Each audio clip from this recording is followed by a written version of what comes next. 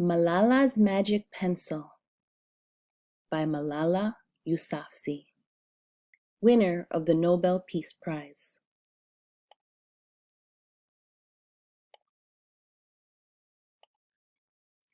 Do you believe in magic? When I was younger, I used to watch a TV show about a boy who had a magic pencil. If he was hungry, he drew a bowl of curry and it appeared. If he and his friends were in danger, he drew a police officer. The boy was a little hero, always protecting people who needed help. How I wanted a magic pencil too. If I had a magic pencil, I would use it to put a lock on my door so my brothers couldn't bother me.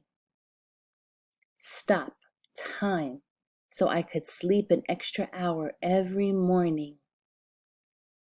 Erase the smell of trash dump near our house. And I would use it to make other people happy.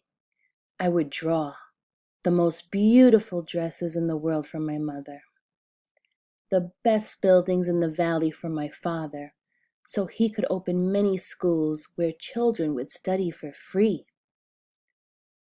A proper ball so my brothers and I no longer had to play with an old sock stuffed with rubbish. Every night before I went to bed, I wished for a magic pencil of my own. And every morning I would wake up and check my cupboard, but the magic pencil was never there. One day, I was throwing away potato peels and eggshells at the dump. I was wrinkling my nose, swatting away flies, and making sure I didn't step on anything dirty in my nice shoes when I saw a girl about my age sorting trash into piles. Nearby, boys were fishing for metal scraps using magnets on strings. When my father returned home from work, I told him what I'd seen. It made him sad. "Abba," I said. "Yes, Johnny?" he said back. I always liked when he called me dear one. "Why haven't I seen that girl in my class?" "Because," he said, but he didn't finish right away. "Because, Johnny, in our country, not everyone sends their daughters to school, and some children must work to support their family. Those boys will sell the metal scraps they find. If they went to school, their families would go hungry. School was my favorite place, but I had never considered myself lucky to be able to go. My father had always said, 'Malala will live free as a bird.' Now I wondered how free I'd truly be. That night, I thought about the families who didn't have enough food and the girl who couldn't go to school, and even about how when I was older, I would be expected to cook and clean for my brothers, because where I came from, many girls weren't allowed to become what they dreamed of. I knew then if I had a magic pencil, I would use it to draw a better world, a peaceful world. First, I would erase war, poverty, and hunger. Then I would draw girls and boys together as equals.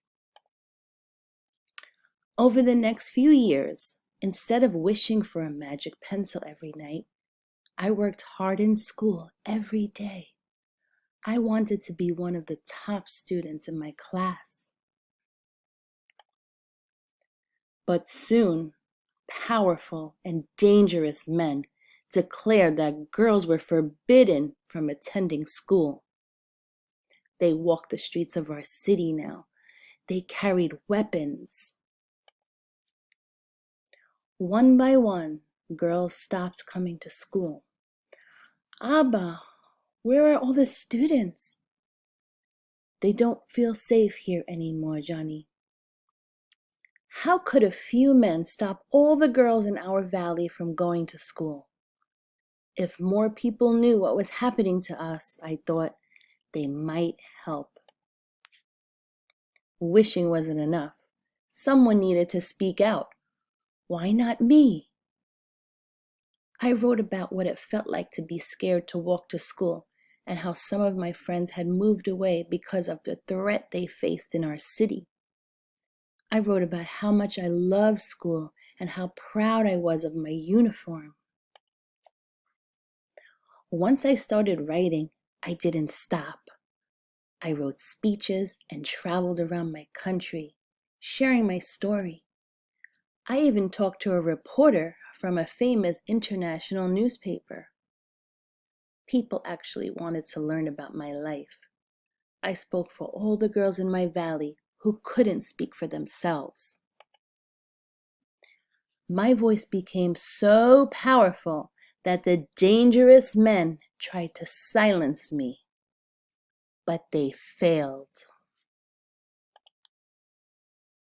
And now my voice is louder than ever, louder because people have joined me, and together we make a chorus, standing up for what we believe.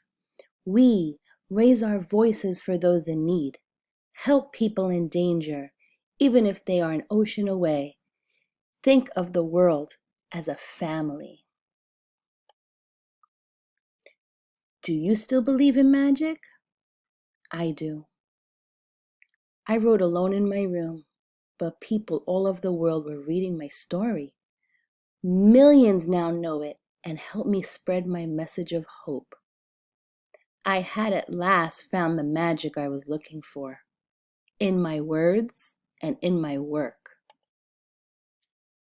I am Malala. I've always wished I could make the world a more peaceful place, and every day I work to make my wish come true. One child, one teacher, one book, and one pen can change the world.